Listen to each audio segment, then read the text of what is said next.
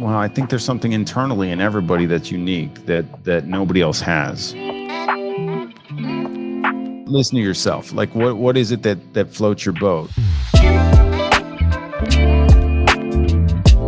I think everybody internally knows something that they have a passion for. They're probably got a leg up on everybody else in the planet because of something inside you, that the way your brain ticks or whatever it is, and you discovering that. Like, I had no clue.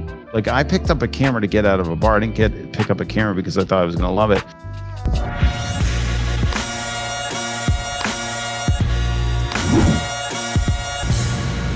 Shebang! Shebang! That is I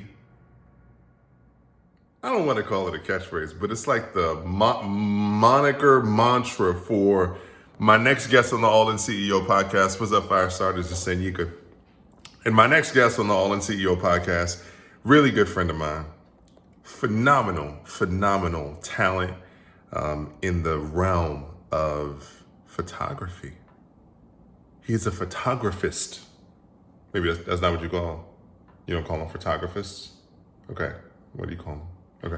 Y'all figure out what to call him, but he holds a camera and he takes amazing pictures of people. And when I say pictures, I'm not talking about like what you think you're doing with your cell phone camera when you're walking down the street. I'm talking about he really does the damn thing. Like he leads something called the Headshot Crew. He is a coach for 20,000 photographers around the world. He is a sailor. He is an athlete. He is a husband. He is a father. He is an awesome man. He is a Renaissance human being. He is handsome as hell. And his name is Sir Peter Hurley. Mr. Peter Hurley. Please enjoy this next episode of the All In CEO podcast featuring Senior Peter Hurley.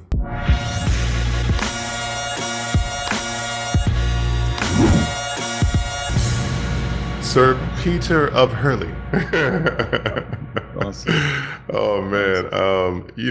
I like, in my mind, I always think of you as like the king of the squinch, but I think of you as a celebrity photographer. I think of you as a sort of like an alchemist, like somebody who has the ability to take ideas out of the universe and to capture them in still images and visual images that tell a really powerful story.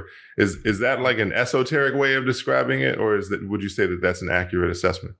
I love it. Yeah, no, that's pretty accurate. I mean, I think the thing that I did that was different than other people that came along before me or people that are doing it now is that I really key in on the human, and I consider myself a facial conveyance strategist, not a photographer. Mm-hmm. The photography's done. Like, anybody gets in front of my camera, I'm going to light them well, but to get them to bring out them is the juice, and that's what I do. And to be able to know, like, when you're looking through the lens and somebody's looking into it, and I was in front of the camera for years, and before I even picked up a camera, and I knew that it felt weird and strange, and I was like, all right, let me figure this piece of the puzzle out. And that was everything. So, and then, the videos that came along with it. And when I kind of started to describe what I do, people loved it. So it's been a wild ride. It's been fun. That's awesome, man. That is awesome. All right. So we were just having a conversation. Like, we're going to get into a bunch of different aspects of this conversation. But I was just asking you a question about like about how men step into being not only just the CEOs of their businesses, but also becoming the CEOs of their lives, and how we constantly refine the I am, like who I am, the identity, the way that we see ourselves. And you said there was a really powerful upheaval that you had. And I was like, let's just go straight into that. Or you had me in upheaval. Yeah, I had an upheaval. Upheaval is a good word. I mean, when you got an upheaval, you got to talk about it, right? For sure. So I'll give a little bit of my background because people probably don't know, but I was training for the Olympics for sailing when I was younger. I raced sailboats, and I did 2 Olympic campaigns. I made the United States sailing team, and that was in 2000. I was 30 years old, and I was so into it. And when it ended, I didn't know what I was going to do with myself. I picked up a camera and I, applied myself there and fell in love with it and actually built a business around it, and that's lasted, to this day. And it's been great. I love what I do. I find it amazing. But that piece of having the well-rounded life and the thing that really things that drive me, like photography drove me for a while, and I dropped the sailing. And one day I was like, I'm good at that. Like, I miss that. I miss the competition. I really feel like strongly about competing with yourself. Like, the Olympic guys keep getting younger, stronger, faster. I keep getting older, and I'm a weekend warrior, and am like not at the same level I was at when I was training for the Olympics. But the boat's still there. The only reason why I'm in the shape I'm in is because of this boat that I sail. So I just went through, I turned 40, when I turned 45, you go into this master class, and I was weighing 230 pounds. I was out of shape. I had a pinched nerve in my neck from shooting all the time. That was a mess. I couldn't get in the boat. You need to weigh like 185 to be competitive. So I was 230, and it was January 1st. And that was year was that? When was I 45? 2015. And I just decided enough is enough. Like I think that the part of my life that was missing was the health component and the outlet of being, I'm a creative, so in the studio, I'm creative. And with the clients, I feel like I'm very creative, but I didn't have that other component in a hobby or outside my life and something that I was sitting there wasting away. I knew I was good at it and I missed it, but I wouldn't jump back in because of the physique. I just couldn't. You can't get back in the boat and get your butt kicked, because if you sink the boat goes slow and it's a waste of time. In serious shape. So I just decided on January 1st, but by July 10th, I was going to go to the World Championship, which was in Kingston, Ontario. And I was going to weigh 185, and I weighed 185, and I finished second in the world. And I was done. After that, I was like, I'm in. I'm all in. I'm using your stuff. I was all in. And then I was like, I stayed in shape. I've stayed in shape now for 7 years. 7 years have gone by. I've been second in the world 3 times, which is frustrating. But I go through bouts of sucking, and I sail against these young kids that are training for the Olympics, and they kick my ass. And I doubted myself, and I was like, the boat is a physical boat. The kids that are younger are full-time sailors. I am a weekend warrior. I got to give myself some slack. But I went into I did this thing where I didn't know how good I actually was. And I went into this regatta last weekend, which was the national championship. And the U.S. team members, some of the guys weren't there. They had just kicked my butt in Canada a couple weeks ago. And I was frustrated. I was ready to hang it up. But we had a 50 boat fleet. It was the national championship. And I went in thinking, okay, I've got to be top 10. And if I'm top 5, I'm going to be psyched. I don't know if I could pull it off. And, there's an outside chance that maybe I could be in the top 3, maybe win. I mean, it would be really I didn't think there was one guy who was training for the Olympics who jumped back in, and I was like, he's going to be tough to beat. But everybody else there, I was like, maybe I could do it. Anyway, I go out the first day and I sail okay. The second day I went out and there were 3 races, and I finished second in the first race. I just barely, the guy just beat me. And the next 2 races I won. It was like one of the best sailing days of my life. And it was that moment that I realized that I was ready to hang it up before this. I was like, I don't have it anymore. Wasn't capable, and I was kind of down on myself. And it was that day, the emotions that went through me when I crossed the finish line in that first race was crazy. And I didn't realize, now it's Wednesday. So this happened, it finished Sunday. I finished 3rd in the country, and I'm now ranked, because I've gone to all these regattas. I'm ranked 1st in North America overall, including all the Olympic guys. So it's like, but I wasn't thinking that all this was going to happen. So I didn't realize how it was going to affect my life. So I went in thinking I'd be happy with top 5. Well, going into the last race, if I won the race, I would have tied for second, and I would have beaten the guy. And I was winning the race by a mile. And these 2 guys caught me, and I was so pissed. So I was miserable in getting third. Whereas if I was going into the regatta, I said, if I'm top 5, I'm going to be super psyched. So it's been like 3 days of trying to process this. Like, why am I pissed I'm third? Like, how could I be pissed I'm third? Like, just because I fucked up that race? Like that was the thing that it shifted. And then it shifted me. And I can't tell you what the last 3 days in my business have been like, because I've got a positive shift in this hobby and how I feel about all this work I put in. I mean, I put a lot of time into this. There's nothing, I don't get anything in return. There's no sponsors. It's all out of pocket. It's all traveling the world, chartering the boat wherever I go and sailing. I was in Barcelona for the Worlds last November and I finished second. Then I went to Mexico for the Worlds this year and I finished fifth. And then I went to Canada and, I'm going all over the place and I'm really putting my time in. And I got my butt kicked in Canada. I was ready to hang it up. I canceled the trip to Australia. I was like, I'm not going. I'm not doing this. I'm not just going to beat myself. And then my business starts, getting affected by the fact that I'm so into this freaking sailing. So once that happened this past weekend, I also put the boat away. My boat stays in I grew up on the Jersey Shore, and my dad's got a house there. So it's in his garage. When I put it away in the garage, I was like, I'm not going to touch this thing till next spring.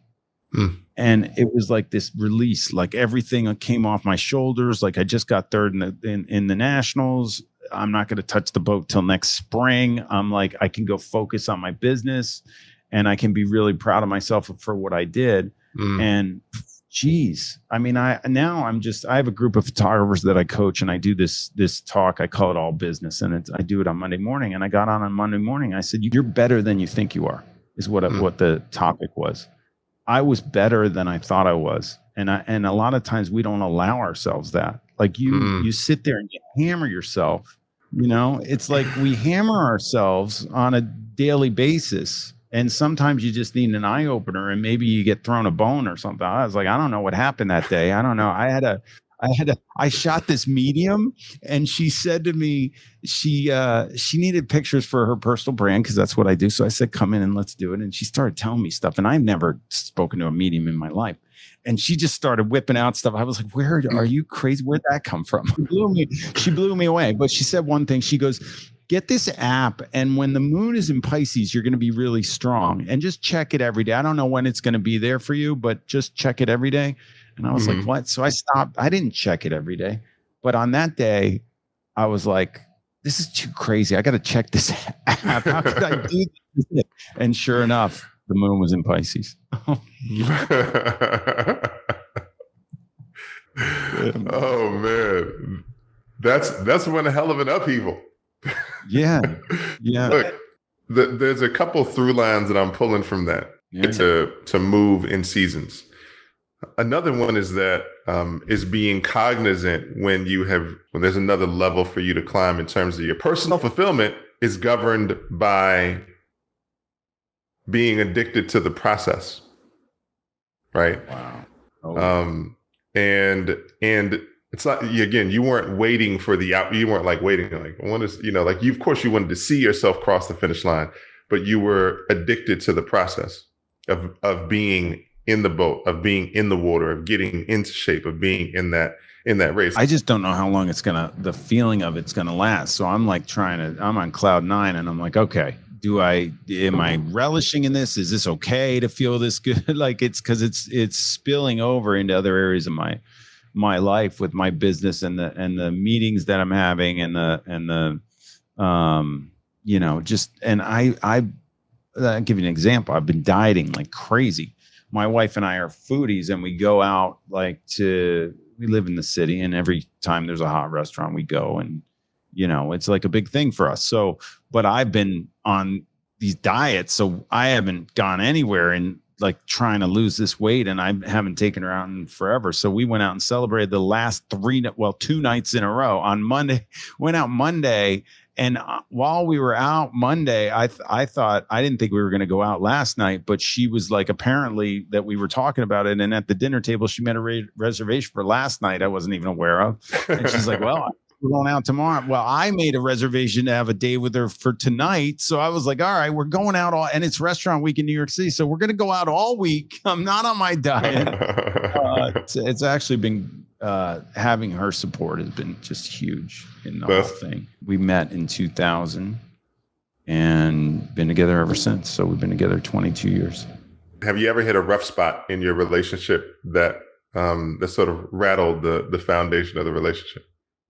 Not really. I think that the dynamic of it, I don't know. I'm very lucky. Like everybody talks, is like, I don't know how you found Yelly. I mean, she's just phenomenal. I think that from what I've heard over the years or whatever, is that it's such a large percentage of your success is predicated upon your significant other and your relationship with them. Like I can't imagine you throw a monkey wrench in that and being able to be successful and do the things that, I've been able to do with her support. So my sailing she's full on. She's all in on my sailing. She's like, yep, just go, do your thing. I would to the point that like, she's such and she's going through a period now because my kids are in college now and that it's the empty nest thing kind of, even though they're still in New York City. I'm like, they didn't live in New York City. Like, she won't let them. They're going to school in New York City. Like they didn't leave. Like settle down. It's all right. So, but like I would go places and I'd have to twist her arm to go. Like I had a race in Fiji. I'm like, look, I'm going to Fiji. You're coming. I don't know. I was like, what? We're going to Fiji. Like the Worlds are in Thailand in March. Like we're going to, I think February. We're going to Thailand. You're coming to Thailand. She goes, I don't know if all right, she's a caretaker for my mother-in-law now. So it throws a little bit of a monkey wrench in there. But the thing is that without her support, like I wouldn't be able to sail. I think there's a cultural thing maybe going on too. She's Venezuelan, I'm the provider. She's like, I'm going to do whatever it is to support you so that you can provide the life that we've been able to have. So that is something that I stumbled upon, like finding her was phenomenal. So I wouldn't be like, I had relationships in the past where there was tension there and there was like I was not able to do what I wanted to do with my life. And I was like, this is not for me. This is not going to, I'm I don't know if a therapist to some of my friends, but my guy friends that are going, a lot of people ask me, my opinion about relationships, if their relationships going south and stuff like that. And the one thing that I always point at is, and that I'm so thankful for, is my wife's support in me fulfilling my dreams. Like if there's a dream of mine, she's like, that's it. Do your thing, go. And that has just been a blessing. So that allows me to do whatever it is, business wise, the sailing wise. I don't really have another thing that I do except for sail. That's all I do. But business wise, I have a bunch of things going on. I am a photographer primarily. But what opened up a new world for me was like the Squinch video and stuff. And all these photographers started following me. And then I wrote a book and I have a subscription service where I coach photographers. So I travel globally to coach photographers and I just put a workshop wherever I'm sailing. So the sailing kind of gets paid for because of the workshop at the venue where I'm sailing. And that's worked out ridiculously well. So that's been kind of like my thing. And she's so supportive of it. So it's been good. It's awesome. I have a question for you. It's a provocative question. Are you open to it? Sure. How did you earn your wife's support? Oh, geez. I think it was that we did it together. I think that's really key. Like when we were together, when we met, she was modeling and she was like, I'm going to Europe to model. So I was like, well, if you're going to go model, I'll just follow you to your agency and we'll go to Europe and we'll model and we'll see how it goes. So we went together. And while we were in Europe, I picked up a camera. So she became my muse. And when we got back to New York, I was a model, actor, bartender guy. Like I was fair. I mean, I was fairly successful as a model, but that doesn't, I had some big jobs, but it wasn't enough it was nothing to write home about. My picture ran globally. People knew who I was and stuff, but it wasn't enough income to not have a bartending gig. Mm-hmm. So when I got back to New York, I was like, I don't want to bartend. There's no way. And luckily my wife is more talented than me and better looking. So she was working when I picked up a camera and I had nothing. We had to move into my brother. I was living with my brother. I think one of the defining moments of my life that was kind of tough that I look back on, my older brother was always the successful one. And he was like the quintessential older brother. I got to take care. I'm middle of 3 boys. Parents got divorced when I was 8. We went through a rough time, and he was older. I was 8. He was 9, but that was a tough spell. And he felt the need to take care of me and my little brother, I think, in a way. And he was successful. He was in finance and he was kicking butt. And he actually said to me, he goes, look, when you come back to New York, you can work with me. Just come to work for me. And my parents were like, you got to go work for your brother. He's successful, and go work for him. And I was like, I had picked up a camera and I was like, I want to be a photographer. But I called them and I was like, look, I don't have any money right now. Is there any way? He had a 3-bedroom on the upper West Side he had 2 roommates and they both moved out. So he had like a 3-bedroom with only him in it. I was like, is there any way I can move in and just like pay utilities or something? And he's like, sure. And I was like, by the way, can I move in with my girlfriend? And I'm like not making any money. Like modeling had died because I was away for a while. My acting, I was not a good actor. I was terrible. So I wasn't going anywhere. So I had very little income. Meanwhile, my wife had gotten a modeling agency and an acting agency, and she started doing commercials and doing stuff. So actually had gotten some traction because she was doing it in Miami. So she had to transplant to New York and make it happen. So we got her some agents. She started working. And 6 months go by, and my brother, I'll never forget it. He goes, he says, come here. And I was like, yeah, what? He goes, you're a loser. He's like, you got to get out of here. Like, go get your own apartment. Like, and he kicked me out. And that moment, I know it was the moment where I was like, I gotta go. So I looked for an apartment with a southern facing window, because I wanted to photograph headshots of actors, because I was one and I knew how to do it. I was like, if I can photograph people and I can just get a window, I don't need to buy lights and I don't need to do it that way. I could do it with natural light. So I found this apartment with a southern facing window that was on this high floor with this huge window. And I started building my business there. So my wife, it was a studio. So my wife is in the studio while I'm building the business, saw everything, was working. I couldn't afford the rent. She was paying it at the time.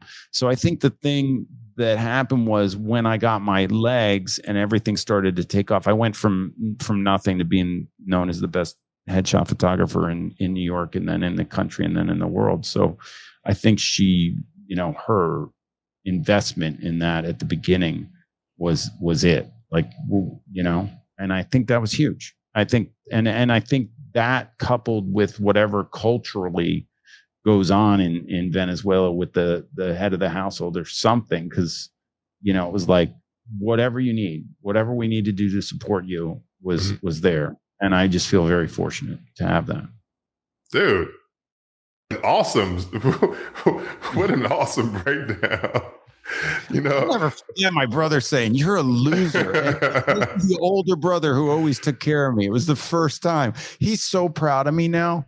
Like, it's so cool to have that. We actually started a business together that was photo based that kind of failed and fell apart. And we had a little tough time with that, but we dumped a bunch of money into something that didn't work. But that was years ago. But anyway, now it's like, it's just so cool to be able to have had that experience with him, him proud of me. That's cool. For sure. It's great to have somebody that you can dance with, I just have to preface it with this. So we were together. We got married in 2001.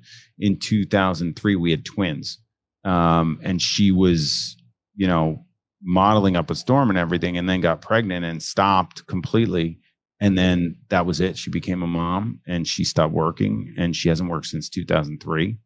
And that, I think that time prior to 2003 and our being on the same page, like really, I don't know how she feels because I don't really ask her, but how fulfilled she feels about her, you know, contribution to my success. But to me, it's like that was the necessary route. Like I want her to feel fulfilled as a mother, and the fact that and I want her to be there to raise the kids full time. I didn't need her to work, but now the kids are flying the coop, and she's going through some turmoil internally as to what she's going to do. And I'm like, hey, whatever you want to do, I'm totally here for, so she's got to figure that out. But up to this point, it's been she doesn't have to work if she doesn't want to. If she wants to, she can, and we'll figure it out. But she's got that, she gave me my launch pad, and for me, that covers it for the rest of her life, our lives together. That's such a big deal for me.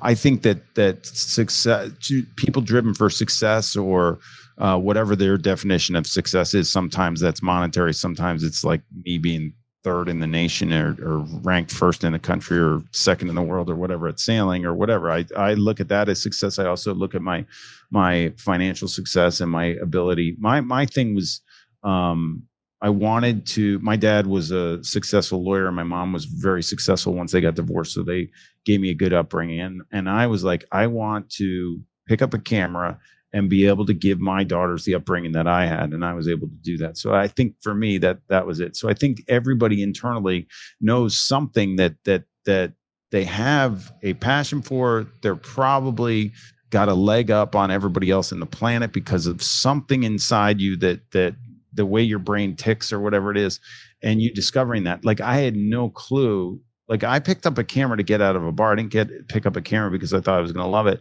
But what the thing was for me was that I was visually, I don't know why photographers didn't get this. If you look at pictures now, they're getting it because I've been coaching it for so long. But people get weird in front of cameras, and photographers would take those blank ass pictures where the person just looked like they were out to lunch, and that'd be the picture. And I'd be like, that's not cool. Like, why does the world not see that? This isn't cool. And it was an open door for me to go in and say, no, this is, and then, my videos went viral or stuff, but it was like nobody else had it. I trademarked the squinch, I was like, I use it every day in my business. Like I use things, like I don't understand why people don't know that your jawline is the number one thing that makes you look more attractive in a picture. So any picture that I see where the person's in what I consider double chinsville is like, that's so weird. So I'll give you an example, because this is something that made me kind of proud, because people, I was shooting A-Rod and I was directing him, and he's like, is this after or before he retired? This was just recently. Okay. Just recently, just not very long ago. He was really nice. He was great. But I'm just using it as an example because he's in front of cameras all the time. And I was excited to shoot every time I get a celebrity or I was shooting him and Mark Laurie. They just bought the Timberwolves. I'm doing something with Mark on Monday, which I'm excited about. But I get excited about shooting, high profile people. But it was more that he's in front of so many cameras. So I was like, okay, what am I going to do with him that is any different? And I realized I have a recipe for what I do. I'm not going to do anything differently. I'm just going to do my thing. And he was really nice, and it was just great working with him. But I directed him the way I direct anybody else. And I'm like, look, you got to do this, you got to do that, you got to do the other thing. And he looks at me and he goes, how come nobody else ever told me this stuff? And I was like, that's it. Like, that's it in a nutshell, what I'm trying to say. There's stuff inside everybody that you've got. The other photographers that he worked with never told him, because they probably shot as many faces as I have and had, know what to say to somebody to make them look more attractive. Mm-hmm. So, and he probably did what I did when I was modeling, is I was in front of cameras all the time. And I just the photographer's not saying anything. I just kind of guessed at what I should do, which is what everybody does. And then some celebrities just get used to it and they're just amazing. Like, you put them in front of the camera, I don't have to say anything. They know what to do. They know their face. They know what to do. The camera doesn't faze them. That's fine. The camera didn't faze him either, but I was directing him in a way. So later I finished the shoot and we were sitting down in the living room and we were going through my computer, and I just plopped the computer on his lap. He was so into it. He was going through it. And he said to me, he turns to me and he goes, "How'd you learn this stuff?" And I was just amazed that he cared like so much to ask me these questions, while we were shooting. And I was like, I made it up as I go. I'm a self-taught photographer. Like I feel like, I went to school for human physiology. I'm never going to use that. I picked up a camera and I never took a course. I didn't even think about anything. I just did everything just kind of like it did. That's the thing. I think if you have something special that's milling about in your brain, you don't need to go to school. Like you need to dig it out for yourself and then find out what it is and then go for it. And I think this was my thing. I just don't know how to take it beyond this. My real thing that I'm trying to figure out is how to rid the world of people feeling insecure and having negative feelings based on their appearance. And it bugs me. It really bugs me because it's so terrible. It's like it makes my days so horrible when somebody comes in that doesn't like the way they look. I'm trying to.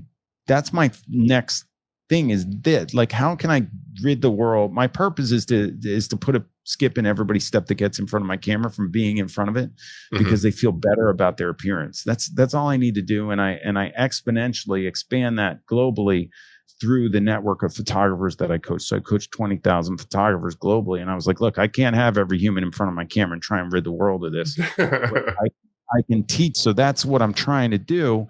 And I don't have the answer for it. Like I don't. People come in here and I really don't have the answer. I've lately been just agreeing with them.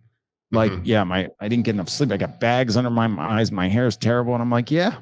If I just look, I'm like, what am I supposed to do? At first I used to be like, no, come on, you look great. We're going to do great today. And then I was like, I'm just not going to put up with, like, you're a living, breathing, conscious being that's walking on the surface of a sphere that's revolving around us. Like your appearance should not be that much of a concern. Like, please, and then I came to the realization that there's a lot of people, and I enjoyed doing a TEDx talk on this, and there's just more to pull out of this, which I don't know what it is, but this is the one thing I know, that when those people who hate being in front of cameras go, they're not going to care about their picture, but everybody left here who cares about them is going to care about the pictures that weren't taken of that human being who is no longer here. Right. So stop being selfish and get in front of some cameras and feel good about yourself because you actually have people that love you that want to see that image of you.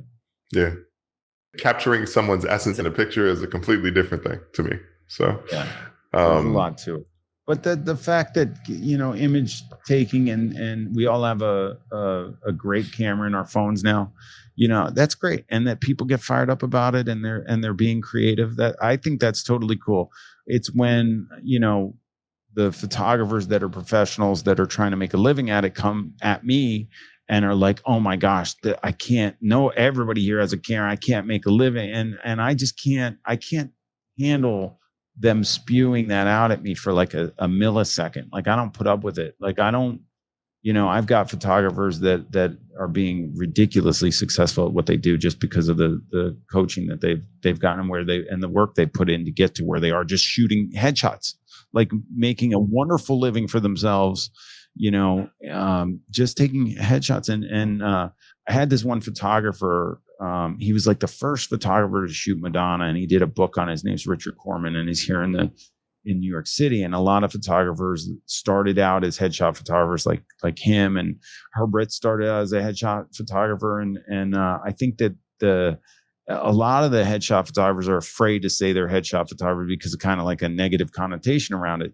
So this guy calls me out of the blue. He goes, "You don't know who I am, but I had to call you." And I was like, "Why?" He goes, this thing about calling ourselves headshot photographers and feeling like that's a negative. You change that. He said, you're the guy that made headshots cool. And I was like, And then coming from him, I was just like, I'll never forget it. It was the moment that I was like, wow, I was like, that is really awesome to come from one of my, colleagues in the field that's done some really major stuff, and hear that was phenomenal. It was phenomenal. So cool. That's awesome, dude. That's awesome. Last thing I want us to do so we can wrap up is real quick.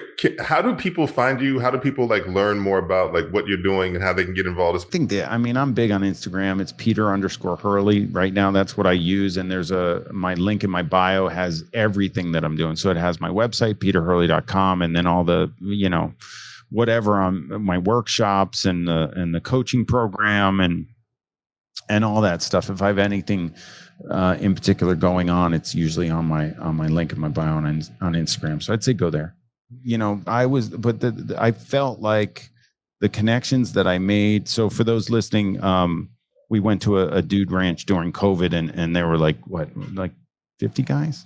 Yeah. And I really didn't know anybody because I wasn't as part of the group. So to meet you and meet everybody and then see the dynamics and everything, it was really interesting. And you had this powerful presence about you that I was drawn to, and it was cool. And I remember hanging out with you and Simon because you were next to me in the next room, and then that was cool. Very cool. Yeah. I know what my brilliance is, and it is this working with these humans. You know what I tell my group, because while you were talking, this came up. I used to, try to connect with my subjects before they came in the studio and Google them, see what pictures they had, and try to know as much about them as I could and all this stuff. And I used to think it could help me get them more relaxed faster or get a better result for the picture or something like that.